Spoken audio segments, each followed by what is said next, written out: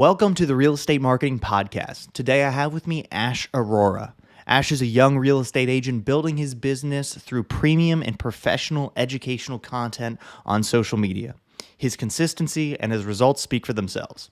In today's episode, we talk about Ash's social media strategy, his sources of content, his tips for consistent video creation, the difference in social media strategies for young and more experienced real estate agents, how to get started in social media, and education versus educational content on social media, as well as much more. Thank you for joining me, and now I bring you Ash Arora. On with me today, I have Ash Arora. Ash, thanks for coming on the podcast, man. Hey, thanks for having me, man. You're most welcome. Ash is a real estate agent in Northern Virginia, and he has really become something of a Instagram videos guru in a little bit of a different sense than myself. Mine are like quick and very low production. Yours are like pretty high production quality, well done in the post-production. And so we occupy a little bit different spaces. And I'm really excited to have him on to talk about his strategy, really to dive in pretty deep. I think we'll get into some details so that anyone who is inspired or interested in starting really any social media presence can, what they can learn from you. Sweet. Yeah, no, absolutely. Well, yeah, again, thanks for having me here. As Zach mentioned, I'm a realtor here in Northern Virginia, licensed in DC as well, and pursuing Maryland. Watch out, Maryland. Honestly, the whole real estate marketing game, it's been less than a year for me of being in it, but now it's kind of habitual for me to be invested into it. Yeah. Right. Personally, I always had this interesting view of social media of, oh man, I'm spending too much time or too little time. And I just kind of want to be in the moment. But ever since I started my real estate business, I've been looking at social media differently, right? It's about communicating the value and how you can learn about products and services, but in a more casual manner. Yeah. So, really excited to dive deep into the topics you've set for us. Yeah, so that's interesting. We should definitely put a plug in that. Just the difference between social media, like when you flip that switch and where I'm doing this for business, there's just a different mentality or how you produce as opposed to consume content mostly. Yeah. That's very interesting. So we'll have to talk about that. Before we get into the weeds, let's just set the stage of what we're going to talk about. Maybe from a 30,000 foot view, talk about primarily Instagram, but other social channels, like just talk about what you're doing there broadly, and then we can kind of dive into the bits. Yeah. At a very high level right now, I'm predominantly on Instagram and Facebook. So the stuff that's being put on Instagram is also being put on Facebook. As most people know, different audiences. You could be on both platforms. However, the level of engagement, interaction, and the style of what you put out is received differently on Facebook than it is Instagram. But those are the two main that I'm focusing on right now. TikTok, it's enticing. I just don't make that short form of content to put out on TikTok. Plus with all the stuff going on with the company at a federal level, I'm just like, you know what? I'm gonna hold off on my time and energy there. With YouTube, YouTube is something I'm looking forward to doing, hopefully in the near future. It's just it's more of a long form, and it's different style of filming, right? More landscape versus vertical. So lots to explore there as well. So as of right now, it's mainly Instagram and Facebook. And you mentioned that Instagram and Facebook are different platforms, and maybe the ethos of them, is the way I say it, is a little bit different. Do you create content differently for the different platforms, or do you create for one platform? Because this is a question I get from a lot of real estate agents, because a lot of them talk to coaches, right? They're like these social media coaches who will say, well, you should be on everything. And that is true. Like technically, if there was no cost, you should be on everything. You should be on Snapchat and TikTok and Instagram and Facebook and all of them. But then practically speaking, you have to choose where you want to start. Do you make content for one platform and then kind of repost it to the other if you're not making it for the two different channels? Yeah, exactly. I mean, I focus on Instagram first. I mean, most of my sphere is on Instagram. So, for me, I'm still a newish agent where I'm in bootstrap mode. So anything I could do for low cost, quick to market. So for me, it's focus all energies and effort on Instagram. Yeah. Carry that through, like copy paste it to Facebook. Yeah. Whatever tracks, great. Obviously, with more time, more money, Right. things could change, and I'm sure they will over time. Yeah. But yeah, the way I'm looking to scale in the digital space right now is really with Instagram, because it's there. It's, you know, more established than Facebook in terms of this type of content, and it's less controversial, which, believe it or not, for a Facebook-owned company, it's less controversial than a TikTok. So I personally see my efforts being spent well with Instagram. Yeah, that's interesting you say that. I take the same approach, but my explanation is a little different. Is like, for our generation, for people our age, Instagram is where they live. So for real estate agents, you know, the real estate life cycle is really long, but if you want to keep it as short as possible, it's probably best to go where most of your sphere is spending their time. So in our case, on Instagram. But for older agents, it's probably different, that like spending their time on Facebook is probably advisable first. Most of their sphere. But then even younger people, you know, eventually TikTok will be the, you know, agents that are going to be coming of age in the next few years, probably the majority of their sphere is on TikTok. So it's like, you should pick your channel based on where your sphere is spending their time. Yeah, exactly. And I think it is important to focus on the platform you want to tailor for, but having it flexible enough where it could carry through if you need to pivot.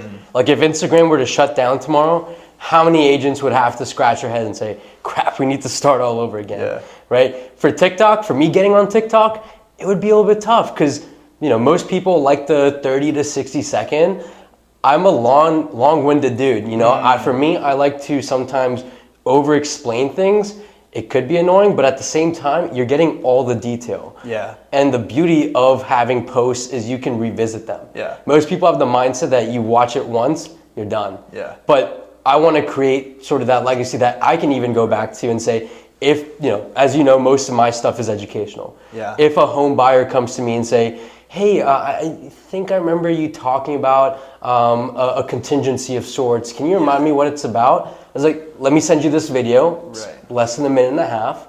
If you still have questions, let me know. Yeah. Let's talk through it. Like a repository of knowledge. It's like not just something. Exactly. And people can revisit down the road if they want. So the point being is, you know, having the flexibility of content so you could chop it up or elongate it as you need to for any platform. So long as you know the message is not getting disrupted. Yeah, it's super interesting you say that, because I'm at an interesting place where I talk about reels mostly, and I say the word reels as a shorthand for just short form video. But then if I want to go take that video and post it onto YouTube or onto TikTok, well, now it's kind of missing context because I said the word reel, and I need to say the word, you know, short or TikTok, you know, and so I'm like, ooh, I need to start being better about just saying more generic short form video so that content can live in other places. But I feel like people who know the different social platforms know exactly what you mean with content. They do. Because like if people know what Instagram Reels were before YouTube Shorts came out, they know YouTube pretty much is the same. Did that, right? I think Snapchat's trying to do something similar. I don't see myself marketing on Snapchat, but you know, never say never. So we'll see. That was a really interesting bit there about like a repository of knowledge, because it's interesting. Instagram, just, you know, the half-life of content on Instagram is pretty short, right? You got to keep posting new content at the top to stay top of mind. And this is something I'm hoping personally Instagram gets better about, is what you're doing is you're creating like a repository of knowledge. There's all this information. It's just hard to search through it and to find it once it's been buried in the feed. I mean, do you think about that strategically at all? Not maybe, or like maybe trying to make your content more searchable, or catalog it in some way that people can find it later on. YouTube is obviously better for that. But that's just like an interesting problem for people making educational content primarily on Instagram. Yeah, it's a great question, and really the searchability is expected to be there down the road. I think you can never be too organized. Yeah. So at least as of right now, because I'm only putting out educational reels, I kind of, you know, use a cover art, if you will, that has a title, what is the topic about? Yeah. right? Down the road, as different streams of content come and they flood the feed, like you say, Yeah. if you go on the Reels page, I think there's a way you can categorize different types of content, right? And even through the different stories. So, you know, down the road, I could see that being a good way of just kind of organizing it. Yeah. But as of right now, yeah, I mean, with educational, it's just using the cover. Yeah, the thumbnail, for the video. The thumbnail, that's the those jargon. are the two things. So I've been starting to think about that also. And the thumbnail is a good way to make it, like if it's just a picture of your face, then the thumbnail doesn't tell you, right, or doesn't tell the user later on what the content is about. So that is really useful. And then the other thing is highlights. I feel like no one looks at Instagram highlights. Yeah.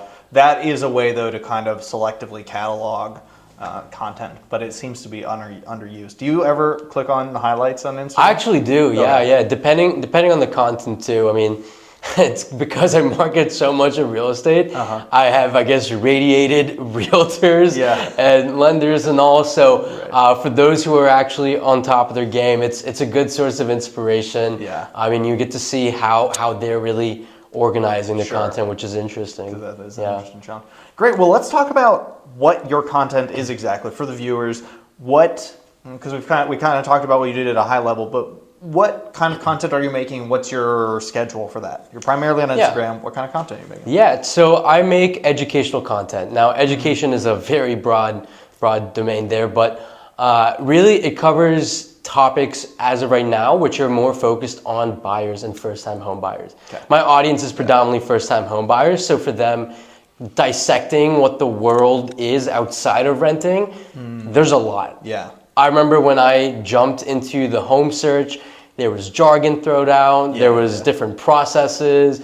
It was so different than just going to like a apartment complex, talking to the property manager saying, hey, I'd like to rent, get an application, do all the credit checks, whatever, right? So I think understanding what the real estate world is like can make people smarter and invest more in real estate. Yeah. It is traditionally a wealth generating asset. Right. So the more I can contribute in educating future home buyers, I feel like I am doing my part. Yeah. And I'm having fun doing it. Right.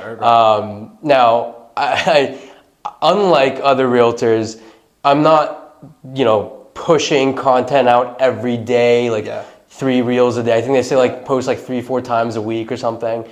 I have it on a cadence where every once a week, it's longer, it's one, so totally different than the typical boundaries of a reel, but it's something to look forward to. Whether you are or not, that's up to you. But for those who are actually seeking out the knowledge, for them it's something to hopefully look forward to. It's something that it's a topic I'll drill into enough for you to want to learn more or do your own research. And if you have more questions and you reach out to me, I consider that as a success. Right? It's like I piqued your interest enough, this somehow ties to you, and hey, who knows, maybe we could do business down the road. So that's sort of my mindset with the type of educational content and the frequency of it. And so it's educational mostly for first-time home buyers, or answering the kind of questions that first-time home buyers would ask. And you've structured it in a way, I know that right now you're doing a contingency series. So you're trying to break down, I guess that's maybe another question to ask. So how do you break down, real estate education, a million questions that home buyers could ask.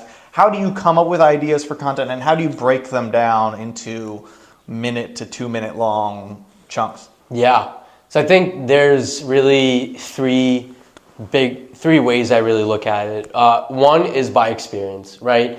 I'm out there in the field working with buyers, even upgrade buyers and all, and I'll listen to what kind of questions they ask, or the comments they make, or the panic attacks someone have, what if I do this and opt for this contingency but don't do this?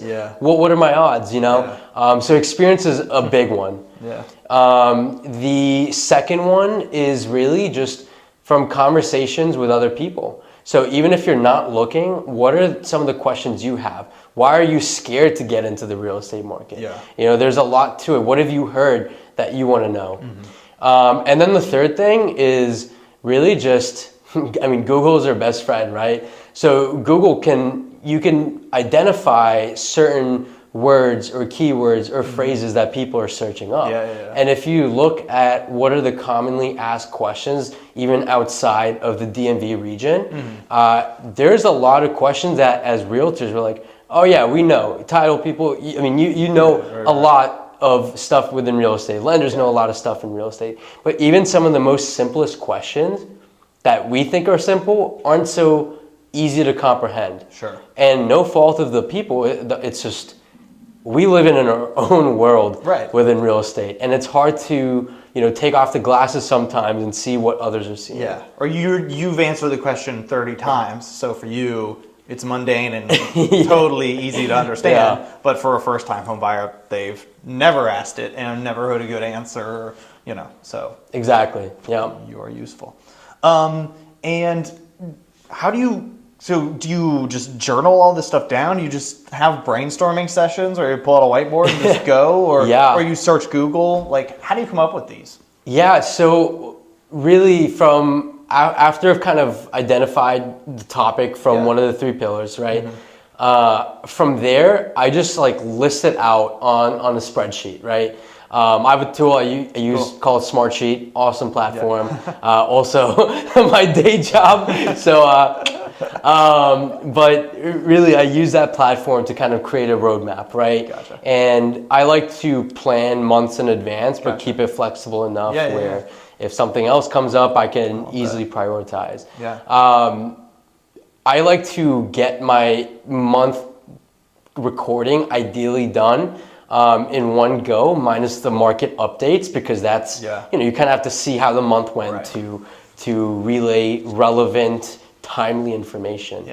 Usually just sort it out and organize when I want to talk about these, and then in my notes app I'll hit some talking points, and then you know me, I like to talk, so I'll just go at it. Just start going and see what happens. Yeah, I don't really like the full-on scripts and trying to memorize them. Yeah. I feel like it shows when you're very scripted versus just you want certain points to address and you just flow with it.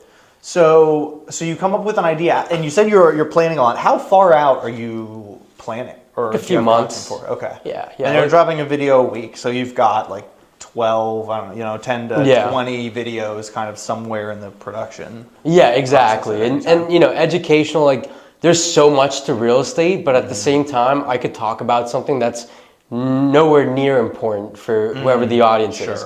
So that's why I'm also kind of hesitant to push out educational every day or whatever, But yeah, that's sort of my mindset with it. Slow and steady, once a week, look forward to it. Yeah, it's 90 seconds, but just put your brain cells together for those within 90 seconds. Exactly. I know I'm asking for a lot, but is 90 seconds. But you could learn a lot in the 90 seconds versus a drawn out 40-minute video that teaches you how to do one thing. Okay, so that is the. Okay, and then so you try and batch create, or you try and shoot a month's worth of videos in one set or one session. Ideally. Can you talk just a little bit about that? Because that's interesting strategically of how do you make content consistently. You put it all together. Yeah. So I mean, I kind of just alluded to also having a day job, so time is limited, right? I work both jobs full time, and real estate is something that I absolutely love with a passion. So I'm doing this for fun, but also because I want to grow this business. Right. That being said, time is limited. So for me, I would love to spend every week and create a crap ton of content to just put on there. But for me, having it all in one day gives me enough time to focus on the actual lead generation and listening to customers out there who are experiencing something, so I could plan for whether it's other content or actually help them get to where they want. So I'll, my buddy and I will pick a day of when we want to record. We'll get the lighting, we'll get all the equipment together in whether it's my place or his place. We'll find a backdrop, and we'll just start shooting from there. So it is quite a bit to record, but that's why the setup is so important. So we spend time setting up the equipment, making sure the lighting, the framing, all that's there. And then from there, just go running through each script. But you do come to those sessions knowing what you're going to talk about and having the bullet points exactly prepped, which I think is important, because if you try and tackle all those things at one time, then it's overwhelming. But if you go in knowing what you're going to talk about and at least having the bullet points. Exactly. Then, even if you don't have, so like you can have a list of topics and that's still good, because you can kind of pick and choose, like, maybe, like right now interest rates are a hot topic, right? Of whether it's going up, whether it's going down. So I think, you can kind of pick and choose, say, okay, maybe I should talk about like buy down programs and pick and choose that instead of talking about it 3 months later. So long as I have some talking points ready, or I can come up with some based on experience or other professionals, like a lender who's talked about it, I can at least like translate. Because at the end of the day, it's all about translating jargon to layman terms for people to understand what's going on. Yeah, that is truly it. What are some tips? So you've shot a lot of these videos now. So you've been in front of the camera a lot. What are some tips for someone who, is on social media, but maybe hasn't put a lot of video out? Because video is a whole nother challenge, right? Yeah. What are some of the things that you have learned, either, by learning them kind of academically, or just by doing it practically? What are some of the things you've learned that help you crush the videos? Yeah. It's very much a mindset thing, right? In the sense that pushing for quality, and I'll stand by this, pushing for quality will, in my opinion, outweigh quantity. I think people have this thought of social media of getting the most likes, comments, and although that's great for exposure and reach, there are always people watching whether they engage with the content or not, right? I think it's important to understand that even if you, let's say, get like 5 likes on a reel, those could be 5 quality likes where one of them could be a deal that changes your life, versus getting 30 or more likes that, is just cool, nice video, and no conversation even comes out of it. So it's definitely getting comfortable and accepting that mentality that, oh, I got this many likes, I'm not doing great. No, you're probably doing fine. Just constantly push to be, creative with it. And most importantly, have fun with it. Because the moment you think of it as a chore, it becomes less fun, and we could see it in your eyes. If you're yourself and you have fun doing these reels, it'll be no problem. Like my buddy and I, we have a jam out sesh. He'll be setting up the lights, and I'll just blast music like a maniac, just killing my eardrums, but just to get hyped up. I'm a very high energy dude. I talk with my arms and my hands and all. So for me, it's just, I need to be in my A game. A camera is no different than a person. And I think the last tip I'll give here is people get camera shy. I would say look into the camera and spend time staring into the camera. Imagine your friend asked you this said real estate question, whatever the topic is, and pretend that lens is them. I know it sounds weird, but when you start looking at it, it's as if you're answering your friend. Then you become a lot more comfortable and casual rather than stiff and talking all robotically. That's some great stuff, especially the trying to increase your kind of your energy levels, because especially with educational stuff, to keep people's attention, like you need some personality and some enthusiasm, kind of grab them and hold them and kind of carry them through the video. I mean, I know home inspection's a sexy topic and all, but love it. My favorite. That's great. There was one other thing in there that I wanted to ask you about. I can't remember what it was though. It's an interesting insight. You were talking about the number of likes, right? And a lot of people are super insecure about that. Sometimes I'm insecure about that. Is if I post this content and it doesn't do well, what does that say about me? But one interesting thing that I want to get your thoughts on is, if realtors were selling $9 candles, they would need a lot of likes and they would need thousands of followers to make that a sustainable business model, right? But real estate, because each transaction is worth a lot, you don't need a super deep database to make social media extremely lucrative, right? Every deal's worth, a few $1,000s at least. Well, you don't need tons and tons of people to make that worth your time. You don't have to become super famous, right? You don't need 30,000 followers. You could have 200 followers, and that have a healthy book of business from that. Yeah, absolutely. I mean, we're in the services industry. We're not selling a unique product. There's many realtors, there's many lenders, there's many title people out there. Ultimately, it comes down to the trust. If I see your face in a reel and like your stuff, it's really funny. You put out funny content, but you know how to make it like, this is actually what happens, but also let's add some humor behind it, right? That would resonate a lot better to me than someone who's not putting it out and I get a cold email saying, hey, you should consider me as your title company. Sure. Why? Is because by seeing your face and by kind of getting who you are as a person, I'm pre-qualifying you and I'm already starting to build a level of trust with you. And that is going to be so important, right? I don't care how many followers I have. I just hope that they enjoy the content. And if they not, hopefully they could see my goofy face when I mess up sometimes, but I'm still running with it. Yeah, exactly. Love that. Okay, so we talked about production, your production schedule. Let's talk about quality versus quantity, because you've already said it here. You are not in the quantity game of putting out three posts every day. Tell me a little bit about your, but also, to rewind, but also you have a very high production quality for your videos. Like, you guys do a great job of making sure they look really clean, the lighting's good, it's done very well. So tell me a little bit about maybe why you chose that path and maybe some of your philosophy behind that. Yeah, first I'm going to give a shout out to my producer. He absolutely crushes it. Really, the content and the quality would not be there without him. I have to say that because I could pull up my phone and put out content every single day. But let's be honest, when you're in a real estate world, you're getting other realtors, other title people, other lenders who are interacting with the content, which is great. But to the average person, and let's take the average person in my sphere who is a renter, right? For them, real estate already is a topic where they're kind of like, I could be interested, I could not, right? So why would I want to just flood their page of a bunch of stuff that may not eventually be relevant to them, right? They can easily just swipe past it and ignore it and then cue Insta's weird algorithm, it won't show up. Versus like every week on this day in this general time range, you're expected to see one and only one real estate video.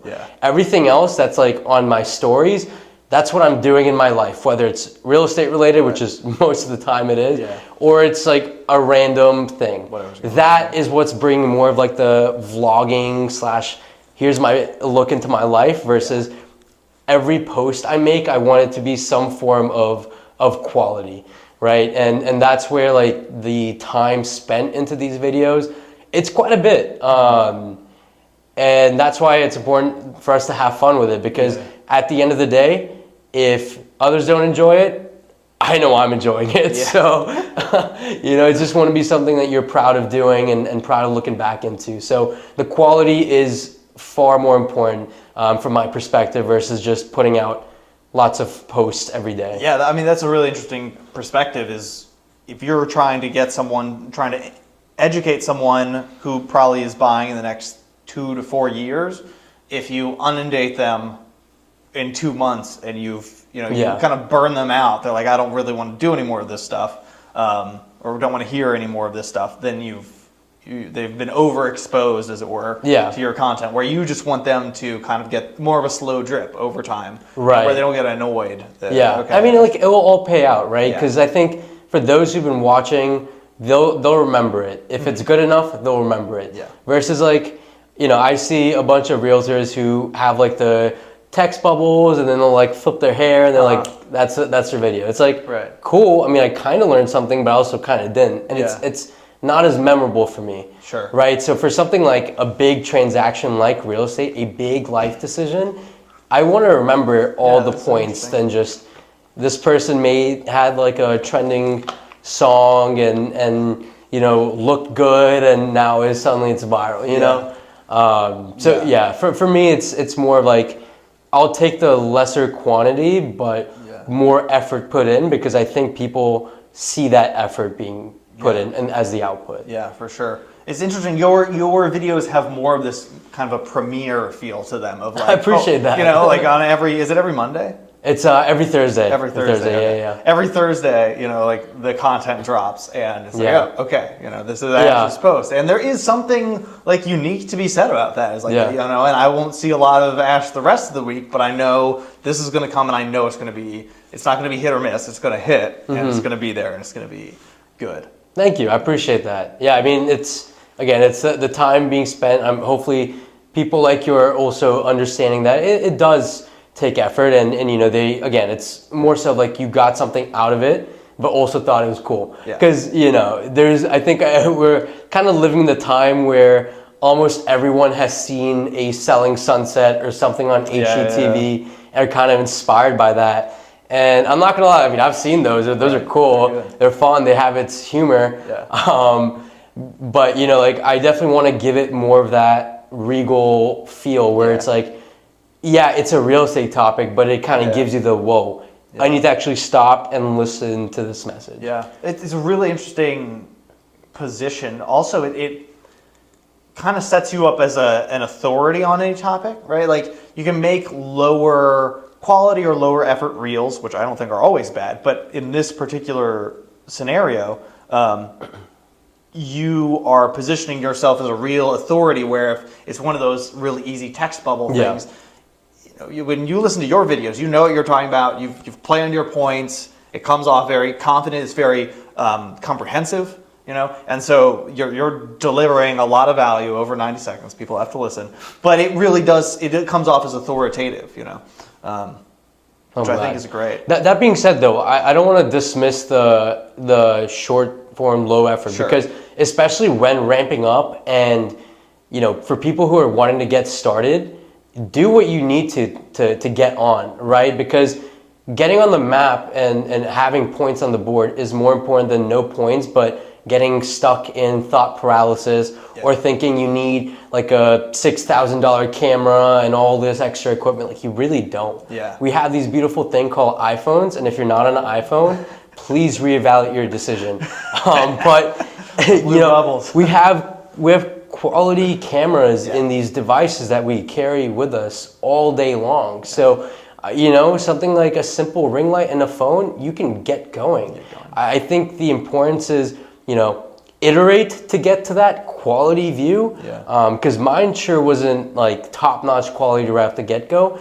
But it was more so for the messaging and having certain components that I wanted. Like, I love music. I'm a music junkie. So like incorporating music to keep a vibe going in the video is something I like to do for fun. It's like, oh, I heard this song recently. I think it would go good with this video. Like, it's just having fun with it. I love that.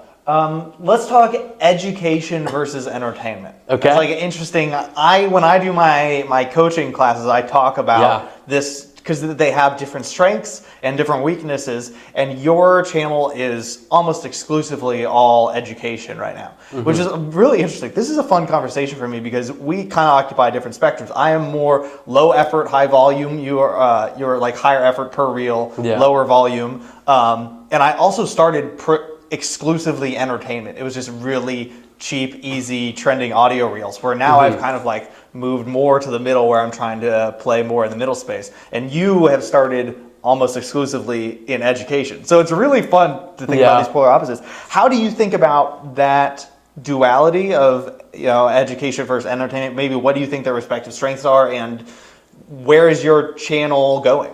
Yeah, that's a great question. I'll say that with education, as a relatively newer agent getting on Instagram is different than a seasoned agent getting on Instagram. That's a great point. Right? As a newer agent, I have a lot more credibility to build. And thankfully, I'm grateful that even in a down market, I'm getting traction, whether it's buyers, renters, I'm out there and seeing things that I can, share to the Insta world about.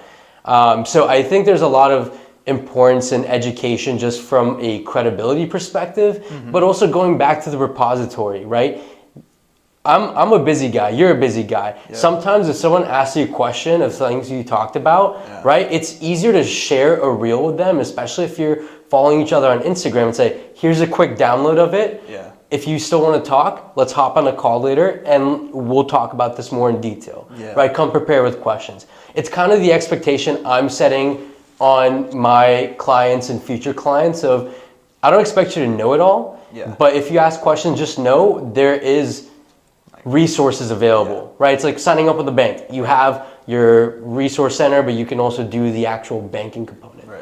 Now, entertainment-wise, this is an area I'm looking to get into, but because I like to make it cinematic, as you kind of know, it's just a time thing. Right? Sure. So there is more to come on the entertainment side. I think something that's already out there that I'm looking to sort of replicate are the property tours. But how you go about the property tours, it's also the flow. Do you want to cover every single room, or do you want to show like defining highlights of a room? Cool. So I think there's just a lot of considerations and time spent to do all that, but it's definitely in the mix. So I do plan on diversifying from just education, and maybe that could be now a twice a week post, but it's 2 quality posts a week, right? So I see my channel going there. Still going to continue to post stories about random things, whether it's informational, fun, personal life, etc. But I think entertainment has a lot to dissect, and I see property tours being a big component.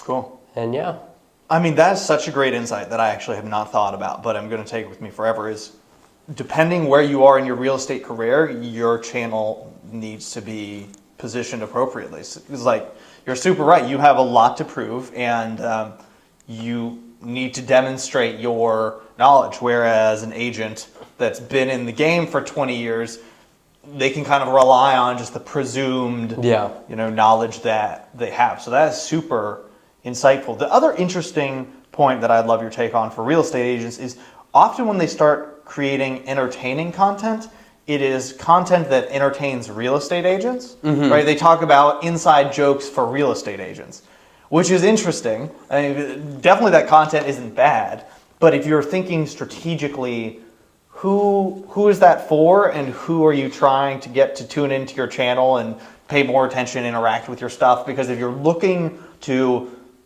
become a real estate agent influencer with tons of real estate agents that you somehow monetize, those are great. But if you're looking for the more immediate, more practical, okay, I want to keep on warming my current database and want to do more deals with them, then you want to make content that entertains them, not real estate agents. Yeah, I mean, that's a really good point. So I don't see a harm in doing both. And the reason being is because your clients are your partners, but also other agents are partners. Sure. We live in a small world where you may not think you're going to work with X agent, but chances are they could be on the other side. Yeah. And as an agent, something that, whether people like future home buyers or current home buyers know this or not, but your relationship with the agent on the other side is so important. It makes it easier for negotiation. Right. It makes it easier for communication, right? So I think there's a lot of strong suits of it. And if you can soften your relationship with the other agent on the side through the inside jokes, one, it's like, there's a reason for it. But two, as a homeowner or future homeowner, you kind of get the sense of, oh, I don't fully get this inside joke, but good to know there's random stuff that more jargon that they have to deal with. I think people can also people sometimes question the value of agents, which makes sense, right? Like you have tools like Zillow and Redfin now, so it's like, why do I need an agent? But there's a lot of soft skills that agents bring to the table that your Zillows and Redfins can't do. Sure. So I think even seeing those inside jokes is beneficial for just regular buyers, home sellers, because they're like, didn't really think about that. Yeah. Love that. The last thing I want to talk about is you have done a magnificent job getting started and staying consistent. And I coach a lot of people, and it's very hard for people to start, and then of the people that start, a lot of them fail to be consistent after the initial enthusiasm wears off. For people who are excited about some of your philosophies here around content and are interested in they've been told 1,000 times now they should be more active on social media. What have been, or what would be some of your critical insights for them to get started and to keep going when it turns out after 3 months you've been doing this and you still haven't gotten a deal from it? Yeah. Spoiler, right? That's how it's going to happen. Happens. It's a long game, right? And you know, I think you kind of answered it for me. It's like, have a plan, stick with it, but also have fun doing it. Because your enthusiasm will ride for a while. Take opportunity in that into coming up, what are all the topics you want to talk about? How can you create a longer term story with it? Yeah. For those who are listening, will follow the entire story. For those joining in, they can still pick up the pieces and understand where you're coming from. So yeah, having the plan, listing out the topics, because if you just kind of wing it, maybe this week I'll talk about this week I'll talk about that, you're giving yourself more chances to have thought paralysis. Whereas if you rode the high of, I'm excited to do this, now you at least know what topics you thought of when you were in your most excited and engaged and ready to go. Yeah. And yeah, having fun with it. Because again, the moment you stop having fun with it, you lose interest, and it's a thing you start and stop, and that consistency goes away with it. Yeah, that's a great insight. It's when you are feeling enthusiastic, don't just run around the house feeling enthusiastic. Yeah, like do something about it. Get the work done so that you have it later. Yeah, exactly. Because I mean, everyone works differently. Everyone's built differently. So, you know, personally for me, I get excited about lots of things and my energy comes up in random times. Yeah. Right? So if I have it and I know myself to, you know, get random bursts of energy at 1 a.m, ride it. See where it takes you. I love that. Amazing. All right. So ride the enthusiasm, make the most of it. Any other tips, insights, tactics that you have used to make sure that your content game has been strong for so long? Yeah, honestly, it's just you getting comfortable in front of the camera. Like what I said earlier, just practice staring at a lens and talking to it. It's crazy what talking to someone versus looking at a camera will do. Most people get like frozen suddenly. But it's like it's an inanimate object. You know, I think it's the anticipation of what will people think of me. It's like I get it, but if you want to be a damn good real estate agent or a title person or lender on social media, you have to get used to the fact that people will see you no matter what. People will say things, but it may not come back to you. And that's okay, right? At the end of the day, you're doing this for yourself and to benefit you and your audience. So knowing that you can have a greater impact and greater reach, that will get you a lot more comfortable in front of a camera. A lot of good value. Anything, Ash, that we didn't talk about that we need to talk about? I think we covered it. We got a great deal. Just stay tuned for more quality reels here. Where can people find you on social media if they want to? Yeah, they mainly on Instagram at the Ash Arora, not Aurora with the U, but Arora. Yeah, you can follow me. My website's on there too. So if you're trying to check out my Spotify playlist, and yes, I've curated a lot of cool public Spotify playlists, or just want to get to know me, reach out, let's talk, and you know, let's close some deals. Cool. Well, Ash, thank you so much for coming on the podcast. I appreciate it. Thanks for having me, man. Appreciate it. Thank you guys for tuning in for another episode of the Real Estate Marketing Podcast, and until next time, we'll catch you later. See you.